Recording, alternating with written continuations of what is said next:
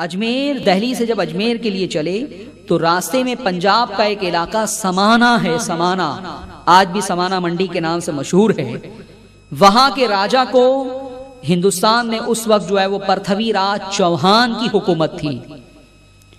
بہت بڑے علاقے پر اس کی حکومت تھی. سب سے بڑا راجا مانا جاتا تھا یہ پرتھوی راج چوہان. چنانچہ اس نے جو ہے وہ جگہ جگہ حکم دے دیا تھا. وجہ کیا تھی جانتے ہیں؟ پرتھوی راج چوہان کو پہلے سے کیسے معلوم ہو گیا؟ پرتھوی راج چوہان کی جو ماں تھی یہ علم کہانت میں، علم نجوم میں ید طولا رکھتی تھی، مہارت تامہ رکھتی تھی، اور اس نے بتا دیا تھا. بلکہ روایت میں ہے کہ غریب نواز کی شکل و صورت کا ایک جو ہے وہ کاغذ بھی بنا دیا تھا، فوٹو. اب فرمایا تھا، اس نے کہا تھا اپنے بیٹے پرتھوی راج چوہان سے کہ یہ ایک درویش ہے، جب یہ اس ملک میں آئے گا تو تیری حکومت جو ہے وہ ختم ہو جائے گی. اور سن لے، اگر تو ان سے مقابلے کی کوشش کرے گا، اگر تو انہیں اذیت پہنچانے کی کوشش کرے گا تو خود تو بھی جو ہے وہ تباہ و برباد ہو جائے گا اور تیری حکومت بھی تباہ و برباد ہو جائے گی. تو وہ فوٹو کاپی جو ہے وہ مختلف علاقوں میں پہنچا دی گئی تھی. سمانا کے راجا کو بھی دے دی گئی تھی. جب اسے علم ہوا کہ وہ درویش اس وقت ہمارے علاقے میں پہنچے ہیں تو اس نے اپنے لوگوں کو جمع کیا اور بتایا کہ یہ وہ شخص ہے کہ جس کی وجہ سے ہمارے اوپر مصیبت آئے گی، آفت آئے گی اور ہماری حکومت ختم ہو جائے گی. کیا کیا جائے؟ تو ایک پرشوتم نامی ایک راجپوت تھا جو مشیر تھا اس کا، راجا کا. اس نے کہا یہ 30-40 فقیر ہیں، ان کے لیے تم اتنا ٹینشن کیوں لے کے بیٹھے ہو؟ میں انہیں گرفتار کر کے جو ہے وہ نکال دوں گا اپنی سرحد سے. اس وقت راجا نے کہا کہ پرشوتم، تم جتنا آسان سمجھتے ہو اتنا آسان نہیں ہے. میں نے بڑے بڑے جوگیوں سے سنا ہے کہ وہ فقیر جب آئے گا تو وہ ایسی ناقابل تسخیر قوتوں کا مالک ہوگا کہ کوئی اس کا مقابلہ نہ کر سکے گا. کیا سمجھ رکھا ہے تو نے؟ اس نے کہا کچھ نہیں، میں ان ساری باتوں کو نہیں مانتا. میں راجپوت ہوں اور میں ضرور جو ہے، مجھے تم موقع دو، میں ضرور جو ہے وہ اسے نکال دوں گا یا موت کے گھاٹ اتار دوں گا انہیں.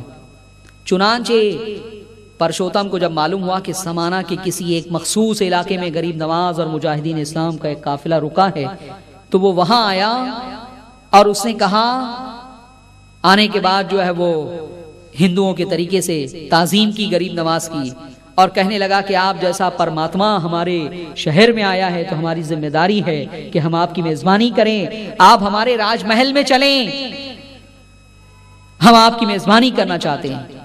غریب نواز مسکرانے لگے اور فرمایا کہ نہیں، ہم لوگ فقیر ہیں، راج محل جو ہے وہ ہمارا مسکن نہیں ہو سکتا، ہم ایسی جگہوں کو پسند نہیں کرتے.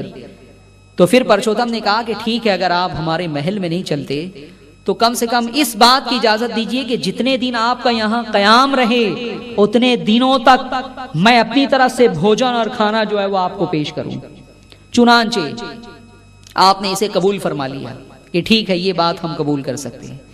اب جو ہے وہ پرشوتم نے جو ہے وہ کھانا بنوایا، کھانا بنا کے جو ہے وہ لایا گیا مجاہدین اسلام کے لیے، غریب نواز کے لیے، اور اس کے اندر زہر ملا دیا گیا، پوائزن ملا دیا گیا. جب دسترخوان بچھایا گیا، کھانے کے پتیلے لا کے رکھے گئے تو غریب نواز کی اجازت کے بغیر دسترخوان نہیں لگایا جاتا تھا. آپ نے دیکھا اور مسکرانے لگے.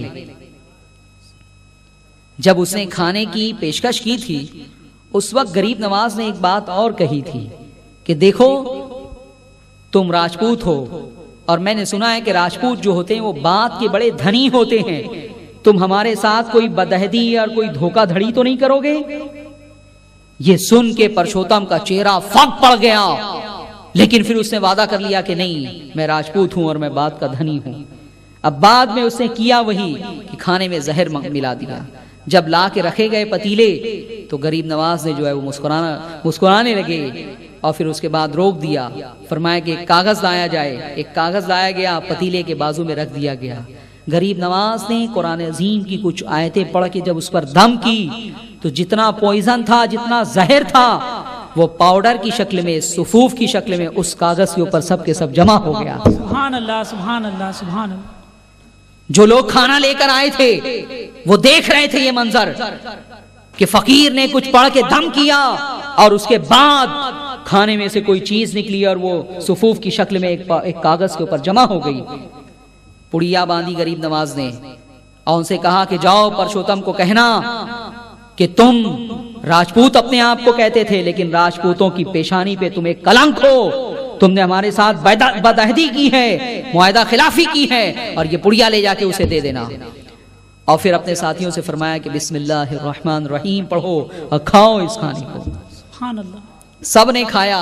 زہر تو نکال دیا تھا روحانی تصرف کے ذریعے سے غریب نواز نے.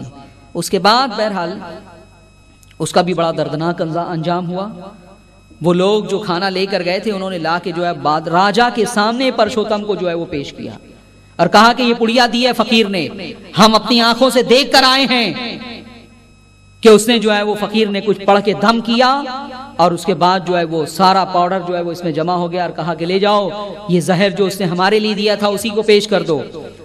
راجا نے جب یہ سنا کہ راجپوت نے جو ہے ایسی حرکت کی ہے اور اس کی ماں بڑی غیور عورت تھی, اس نے جب سنا کہ میرے بیٹے نے جو ہے کچھ فقیروں سے یہ وعدہ کر کے وعدہ خلافی کی اور انہیں موت کے گھاٹ اتارنے کے لیے ان کے ساتھ دھوکہ دھڑی کی کوشش کی, تو ماں نے بھی جو ہے وہ اسے بہت زیادہ سرزنش کی اور کہا کہ بیٹے تجھ سے تو بہتر تھا کہ میں کوئی سانپ کو جنی ہوتی, تجھے نہ جنی ہوتی.